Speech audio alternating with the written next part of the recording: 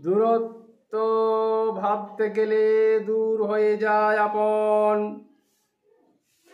আপন স্বার্থ বগলে চেপে আপন ভাবা যায় না আপন জনে। স্বার্থ সিদ্ধে জগৎবাসী সত্তা রূপে রেখেছে স্বার্থ। নিঃস্বার্থে রয় না আপনজন, নিজের হাতে সত্তা রেখে চলতে চায় জগৎ।